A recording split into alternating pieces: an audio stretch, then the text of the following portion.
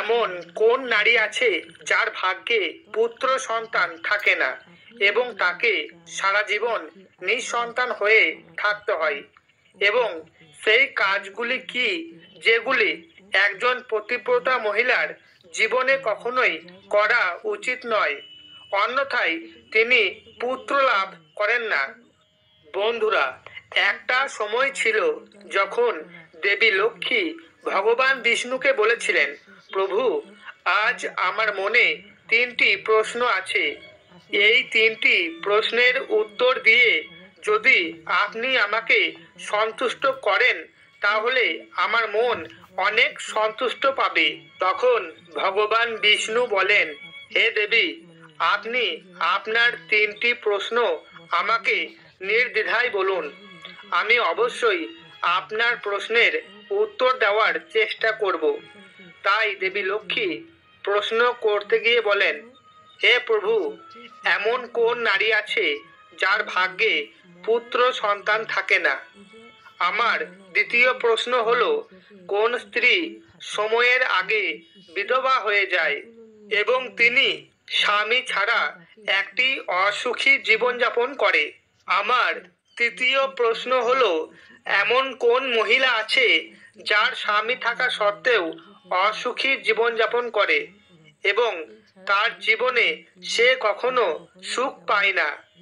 মা লক্ষ্মীর এই 3টি প্রশ্ন শুনে ভগবান বিষ্ণু বললেন, হে দেবী, আমি আপনাকে একটি গল্প বলছি। এই গল্প শোনার পর আপনি আপনার সমস্ত প্রশ্নের উত্তর পেয়ে যাবেন।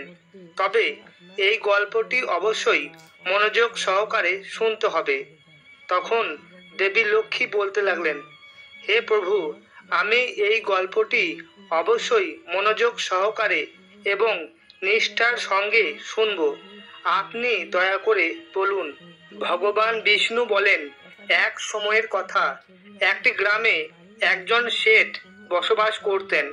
সেই ব্যবসায়ীর 2জন পুত্র সন্তান ছিল এবং তাদের 2জনের বিয়ে হয়েছিল। শেঠ এবং তার স্ত্রী, তারা 2জনে খুবই দুষ্টু প্রকৃতির ছিলেন। ব্যবসায়ীর বড় ছেলে এবং তার স্ত্রীও ছিল দুষ্ট প্রকৃতির, কিন্তু তার ছোট ছেলেটি ছিল খুবই ভালো এবং তার স্ত্রীও ছিল খুবই ভালো প্রকৃতির। সে একাই ঘরের সমস্ত কাজকর্ম করতেন। বাড়ির সবার কাপড় চোপড় ধোয়ার কাজ তিনি একাই করতেন। বাড়িতে এত কিছু কাজ করার পরেও শেঠের বউ আর তার বড় ছেলের বউ সর্বদা তাকে অপমান করতে থাকে। ভগবান বিষ্ণু বলেন, শেঠের বড় পুত্রবধূর একটি পুত্র সন্তান ছিল এবং ছোট পুত্রবধূর একটি কন্যা সন্তান ছিল। শেঠের স্ত্রী সর্বদা তাকে তার মেয়ের জন্য কথা শোনাতেন। ভগবান বিষ্ণু গল্প বলার সময় দেবী লক্ষ্মীকে বলেন, হে দেবী, এখন আমি আপনাকে শেঠের ছোট পুত্রবধূর গল্পটি বলবো, কারণ আপনি তার গল্প থেকে আপনার প্রথম প্রশ্নের উত্তর পাবেন। কোন সেই মহিলা যার ভাগ্যে কখনো পুত্র সন্তান থাকে না? তো এই গল্পটি আপনি মন দিয়ে শুনুন। শেঠের যে বউ ছিল সে ছিল খুবই খারাপ প্রকৃতির মানুষ। সেই জন্য বাড়ির সবাই তার উপর খুবই বিরক্ত ছিল। সে তার ছোট বউকে খুবই কষ্ট দিত। তার পুত্রবধূ নাম ছিল রাধিকা। এই বেচারা রাধিকা ঘরের সব কাজকর্ম করত, তবুও শেঠের বউ তাকে অনেক কষ্ট দিত। রাধিকা ঘরের যতই কাজ করুক না কেন, শেঠের বউ তাকে সব সময় বকাঝকা করতে থাকে। একদিন রাধিকা যখন ঘর ঝাড় দিচ্ছিল, তখন শেঠের বউ তাকে বলল, এত দেরি হয়ে গেছে, তুমি এখনো ঝাড়ু দিতে পারোনি?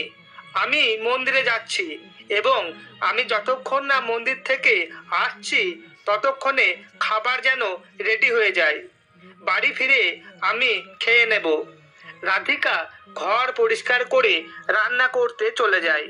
রান্না করার সময় সে মনে মনে ভাবছিল, আমি বাড়ির এত কাজ করি, তবুও আমার শাশুড়ি সব সময় আমাকেই তিরস্কার করে। এবং সব সময় আমাকেই কষ্ট দেয়। তিনি আমার সাথে কখনো ভালোবেসে একটুকুও কথা বলে না। তিনি ঘরের সমস্ত কাজ আমাকে দিয়েই করান। রাধিকা যখন এসব ভাবছিল তখনই ঘরের দরজায় ঠক ঠক করে আওয়াজ উঠল। রাধিকা ভাবল, খাবার এখনো তৈরি হয়নি। আমার শাশুড়ি আজ খুব তাড়াতাড়ি মন্দির থেকে ফিরে এসেছেন। এরপর রাধিকা দরজার কাছে যায় এবং দরজা খুলে দেখেন দরজার বাইরে একজন সাধু মহারাজ দাঁড়িয়ে আছে।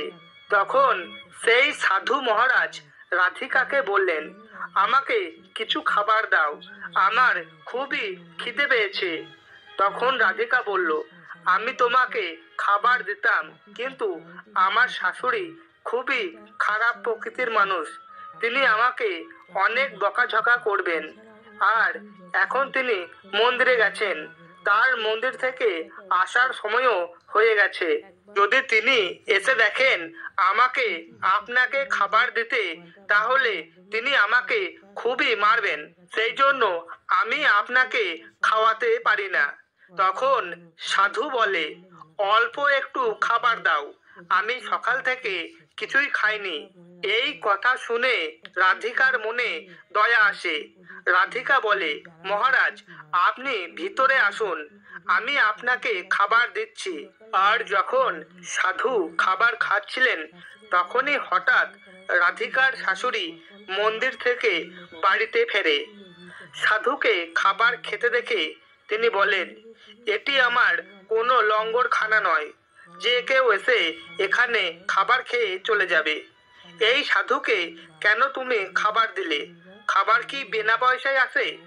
এই কথা বলে সে সাধুকে ধাক্কা দিয়ে বাড়ি থেকে বার করে দেয়। তারপর রাধিকাকে বলে, তুই কেন এই সাধুকে খাবার দিয়েছিস? তুই কি জানিস না খাবারের দাম কত? বাড়ির লোক কি খাবে? রাধিকা বলে, এই সাধু সকাল থেকে কিছু খায়নি, তিনি প্রচন্ড ক্ষুধার্ত, তাই আমি আমার ভাগের খাবার তাকে খেতে দিয়েছি। আর তাই আজ আমি কিছুই খাবো না। আর তুমি এত রাগ করছো কেন? আমি তাকে আমার ভাগের খাবার খেতে দিয়েছি। এরপর রাধিকার কথা শুনে তার শাশুড়ি খুবই রেগে যায় এবং রাধিকাকে বাড়ি থেকে বের করে দেয় আর বলে, তুইও এই বাড়ি থেকে চলে যা, তুই এই বাড়িতে আর কোনোদিন ফিরে আসবি না। এরপর রাধিকা দরজার বাইরে গিয়ে কাঁদতে শুরু করে। তখন রাধিকা ভাবলো, এখন এখানে থেকে তার কোনো কাজ নেই, তাকে মায়ের বাড়ি ফিরে যেতে হবে। রাধিকা যখন তার মায়ের বাড়ি যেতে শুরু করে তখন সেই রাস্তার মাঝে একটি ঘন জঙ্গল পড়ে। রাধিকা যখন খুবই ক্ষুধার্ত এবং তৃষ্ণার্ত হয়ে তার মায়ের বাড়ি যাচ্ছিল তখনই বনের মধ্যে প্রচন্ড বৃষ্টি শুরু হয়। এরপর রাধিকা বনের মধ্যে একটি গাছের নিচে বসে থাকে, কিন্তু তারপরেও তার ওপর বৃষ্টির ফোঁটা পড়তে থাকে। তারপর সে একটি বড় গাছের নিচে বসে কাঁদতে লাগলো। তারপর হঠাৎ বনের মধ্যে একটি সাধুর সঙ্গে তার দেখা হলো। রাধিকা মনে মনে ভাবলো, সেই সাধু বললে, আমার কন্য সন্তান তুমি কাঁদছো কেন? তাহলে আমার শাশুড়ি আমাকে ঘটনাটি সম্মান করবে, সাধুকে জানালেন ভালোবাসবে। তখন সাধু বললেন, যখন ওরা এই সমস্ত কথা জন্যই অপমান করছে, বৃষ্টি থেমে গেল, কোনো এরপর সন্তান প্রাপ্ত হয়নি। কাগজটি খুলে তুমি চিন্তা করো না শুরু করলো। তোমাকে সেই কাগজে লেখা ছিল, পত্র দিচ্ছি, পুত্র সন্তান প্রাপ্ত করার জন্য তাড়াতাড়ি স্ত্রীকে পুত্র সর্বদা প্রাপ্ত হয়। এরপর সাধু রাধিকাকে কাগজে একটি কাগজ লেখা বললেন, যদি তুমি প্রথম 4 দিনে একজন পুরুষ পূর্ণ ভক্তি সহকারে মহিলার পালন মিলনের ফলে দেহের মধ্যে রোগের সৃষ্টি হয়। সেই জন্য ঋতুস্রাবের সাধু প্রথম 4 দিনে চলে গেলেন। স্ত্রীর মিলন করা উচিত নয়। ঋতুস্রাবের 5ম দিনে মিলনের ফলে কন্যা সন্তান প্রাপ্ত হয়, 6ষ্ঠ দিনে পুত্র সন্তান প্রাপ্ত হয় এবং 7ম দিনে মিলনের ফলে বন্ধা কন্যার প্রাপ্ত হয় এবং ঋতুস্রাবের 10ম রাতে মিলনের ফলে প্রাপ্ত হয় পুত্র সন্তান। তারপর কাগজে এইসব লেখা পড়ে রাধিকা মনে মনে ভাবতে লাগলো যে আমি এখন এই বনেই থাকবো। তখন তার স্বামী রাধিকাকে বনের মধ্যে খুঁজতে গিয়ে রাধিকার কাছে পৌঁছায় এবং তাকে বলে, তুমি বাড়ি চলো। তখন রাধিকা তার স্বামীকে কাগজে লেখা সমস্ত কথা বলে আর বলে, আমি এখন এখানেই থাকবো যতক্ষণ না আমার পুত্র সন্তান প্রাপ্ত হচ্ছে। তারপর রাধিকা তার ঋতুস্রাবের 10ম দিনে তার স্বামীর সাথে মিলন করে এবং সে গর্ভবতী হয়ে যায়। আর পরের দিন সকালে রাধিকা যখন পূজায় বসে তখন তার স্বামী বনের মধ্যে কাঠ কাটতে চলে যায়। তার কিছুক্ষণ পর একটি ভয়ানক ঝড় ওঠে, যার ফলে তার কুড়ে ঘর উড়ে যায় এবং প্রবল বৃষ্টি শুরু হয়। তারপরে নিজেকে বৃষ্টি থেকে বাঁচানোর জন্য রাধিকা একটি বড় গাছের নিচে আশ্রয় নেয়। সেই গাছে 2টি রাক্ষস বাস করত। সেই সময় তারা বাইরে গিয়েছিলেন এবং কিছুক্ষণ পর সেই রাক্ষস দুটি গাছের ওপর এসে বসলেন এবং রাধিকাও সেই একই গাছের নিচে বসে রইল। এরপর রাক্ষস বলল, সোনার পর্বতে চলো, আমি এখনই এই গাছটি উড়িয়ে আমরা সোনার পর্বতে নিয়ে যাচ্ছি। একই গাছের নিচে রাধিকা বসেছিল, তার সাথে সেও উঠতে শুরু করে। কিন্তু রাক্ষস দুটি জানে না যে সেই একই গাছে একজন মহিলাও বসে আছে। তারপর কিছুক্ষণের মধ্যে দুজন স্বর্ণদ্বীপে পৌঁছে যায়। তারপর তারা দুজনে গাছ থেকে নেমে শিকার করতে চলে যায়। রাধিকা যখন গাছের গোড়া থেকে সোনার দ্বীপে পা রাখে তখন সে দেখতে পায় যে এখানে সবকিছুই সোনা দিয়ে তৈরি। তাই সে তাড়াতাড়ি তার শাড়ির আঁচলে যতটা সম্ভব সোনা ভর্তি করে আবার সেই গাছের গোড়ায় গিয়ে বসে পড়ে। এরপর 2 রাক্ষস শিকার করে এসে গাছের ওপর বসলো এবং তারা দুজনে একে অপরকে বলতে লাগলো, চলো এখান থেকে চলে যাই। এরপর তারা সেখানেই পৌঁছে যায় যেখানে রাধিকার কুড়ে ঘরটি ছিল। তারপর রাধিকা গাছের গোড়ায় চুপচাপ বসে রইল যতক্ষণ না উভয় রাক্ষস সেখান থেকে চলে যায়। অতঃপর ভগবান বিষ্ণু কাহিনীর বর্ণনা দিতে গিয়ে মা লক্ষ্মীকে বলেন, এখন গল্পটি মনোযোগ সহকারে শোনো, কারণ এর মাধ্যমে আপনি জানতে পারবেন যে কোন স্ত্রী পুত্র সন্তান থাকে না। তারপর ভগবান বিষ্ণু বলেন, কিছুক্ষণ অপেক্ষা করার পর রাক্ষস দুটি যখন সেখান থেকে চলে যায় তখন রাধিকা সোনা নিয়ে গাছ থেকে নেমে ভাবতে লাগলো, এই সোনা নিয়ে আমি বাড়িতে যাব। এত সোনা দেখে আমার শাশুড়ি নিশ্চয়ই আমাকে ভালোবাসবে এবং আমাকে কষ্ট দেওয়া বন্ধ করে দেবে এবং আমাকে ঘরের কোনো কাজ করতে দেবে না।